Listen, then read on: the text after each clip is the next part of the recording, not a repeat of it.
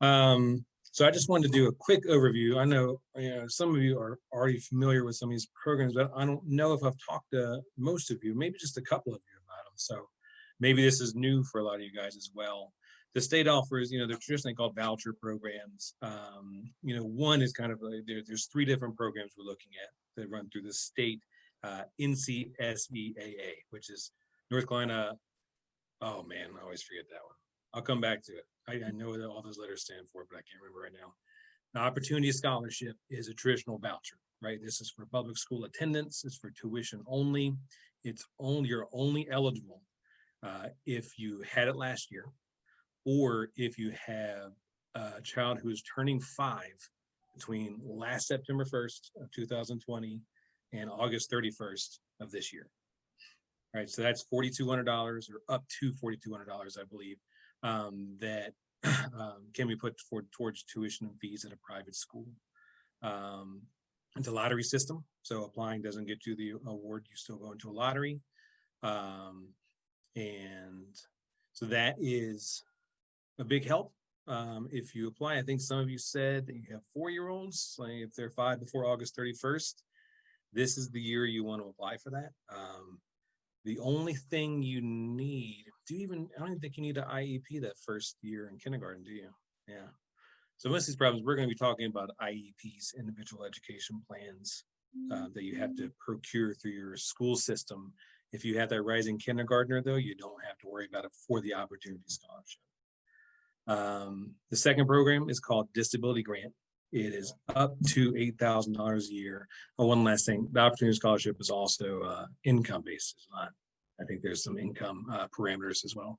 So Disability Grant is up to $8,000 a year. You have to have a school-age child, so that has to be 5 by August 31st. They can be up to 21 years of age, I think, or 20 years of age, somewhere in that ballpark. And they have to have an IEP, and particularly the DEC3 form in the IEP. So the IEP, if people have never had one before, it starts as kind of a thick document for kids that are in the school system. It starts off with census information, and then you have a declaration page. And the declaration is, this student qualifies for these kind of modifications, whether it's, it could be something like needs to take a test out in the hallway, or needs to be, has questions read out loud, or, the declaration page could say this child has autism spectrum disorder and needs special attention because of that. There's also a Dec 4 page. That's where the school system goes into, and these are the accommodations that we're going to make for them in the classroom. Very important when you're asking for this Dec 3, or for this IEP, you don't have to do the Dec 4. Some school systems are really not aware of how to handle folks coming to them asking for this. You just need that Dec 3 form, which makes it a much easier process for them. So, we just need that declarations form. We need to sit down and get that done. So you need that in order to be able to apply. That grant, that's again $8,000 annually, can be applied to tuition and fees at private schools. And we are registered a non-public school in North Carolina, St. Gerard House. And then the last grant is one that Caroline referred to, the Education Savings Account. You'll hear ESA. This is a really interesting grant. It's $9,000 a year. Can I share my screen, Brad? Can I share my screen? Go ahead.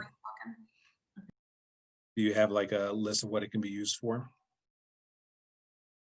So the ESA is $9,000 a year. It can be used for tuition and fees.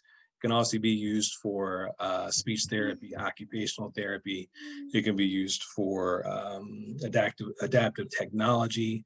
It can be used for tutoring. So we have families that use that, and some of it comes to us, and some of it goes to other organizations, or they're speech therapists, and they use some of it to buy a computer or some stuff that especially virtually now,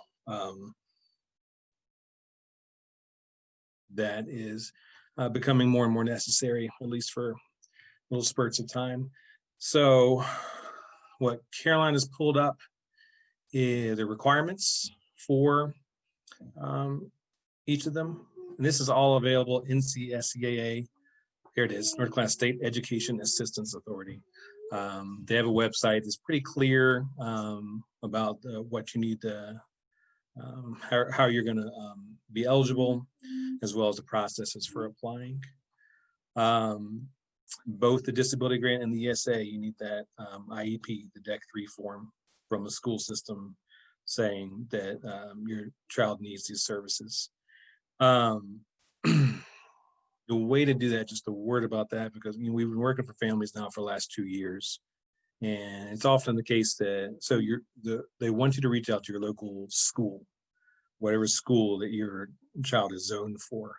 Talk to the, a counselor there, someone on staff. We've had situations before where those people, those guys had no idea what our parents were talking about. And so if that doesn't work and you get someone who's really not very helpful or doesn't seem to know what you're asking, every school system is going to have kind of a different head of disability services. And that's who to contact to say, I am, homeschooling, whatever, I'm not planning on enrolling, but I need to have my DEC 3 form so I can apply for these state grants. Please set me up with this process. And there's actually some pretty strict guidelines about how quickly they have to move you through that. They have a 30-day window once you ask. So now is a really good time to do that, because these grants open up for application on February 1st and close on March 15th.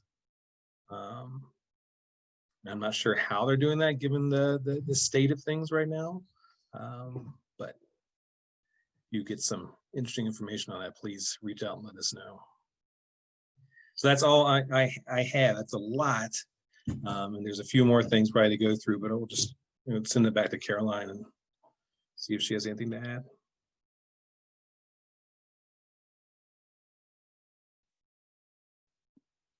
Or alternatively, open up for questions if people have any questions. So what I was going to say is to reiterate one of the most important things about what Brad was saying for almost everybody on this call and anybody watching this recording is to get that DEC 3, and that's short for Declaration 3. And so it's just a school system declaration that your child needs special services.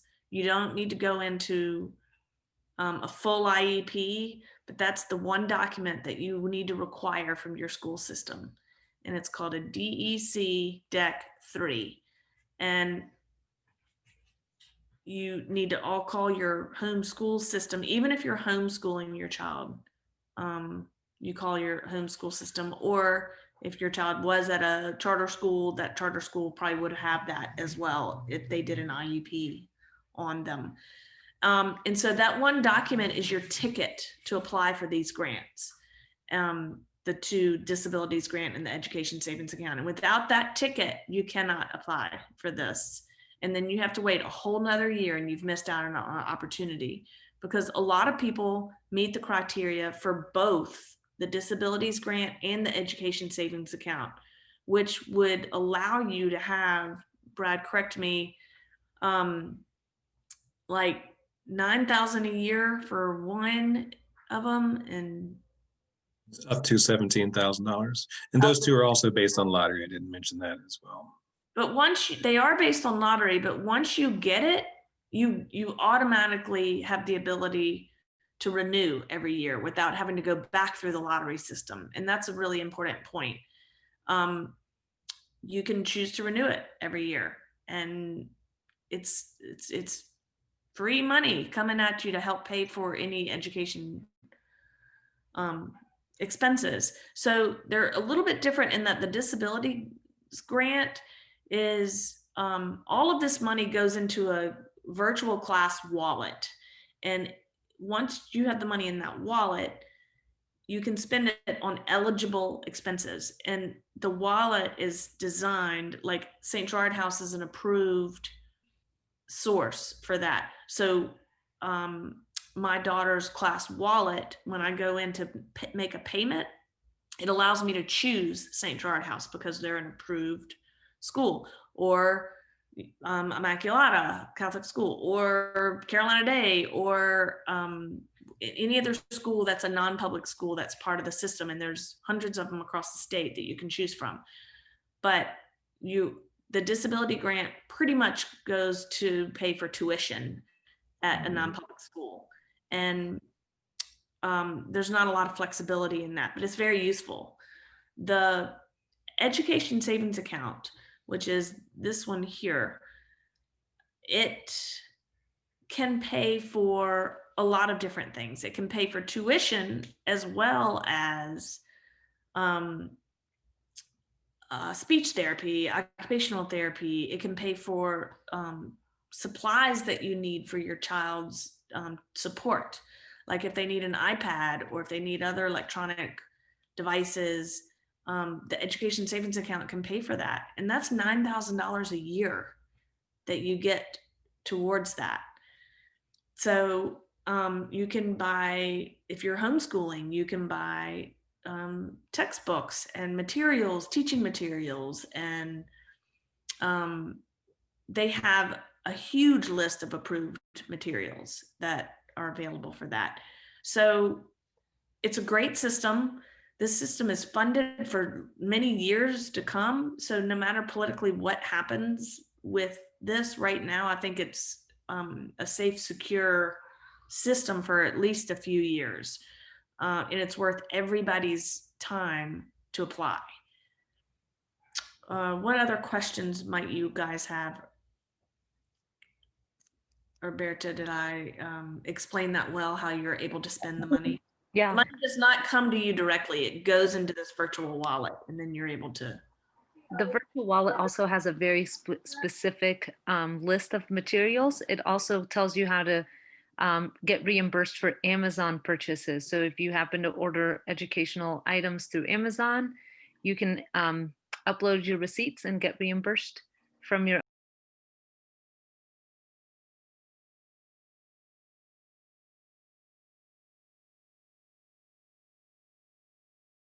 box, Caroline, where you're still sharing your screen. It does say that in order to participate in the disability and ESA, the bottom right, you do have to have an ASD diagnosis to get both simultaneously. So if you are hoping for that larger amount, and again, it's all lottery system, but once you're in type of deal. So it is helpful. But if you are looking to update the IEP or anyone else who's in that same boat, the autism diagnosis on the IEP is helpful for that, only for that specific reason, to get both at the same time. Yeah. Thank you for clearing that up.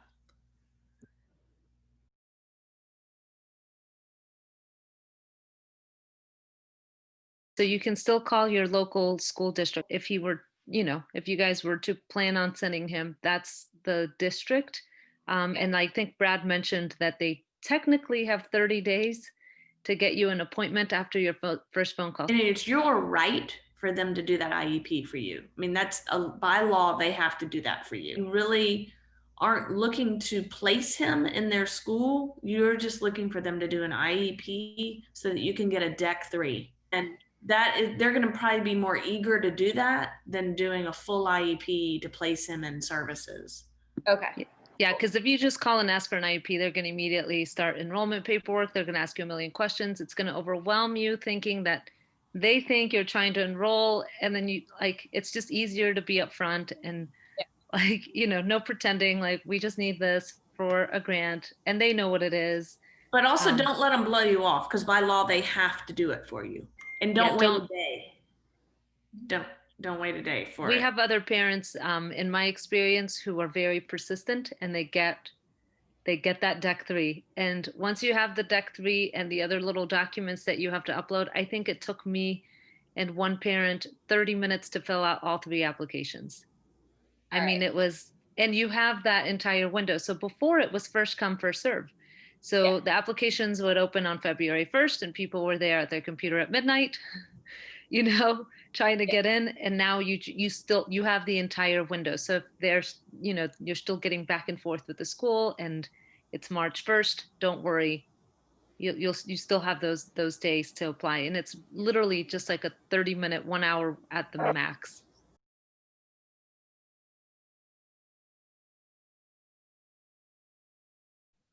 So the website that Brad linked has the instructions on how to set up your portal. You just have to create a quick account, username and password. And then from there, you just electronically fill out the application and upload the supporting documents. It's pretty straightforward once you have everything.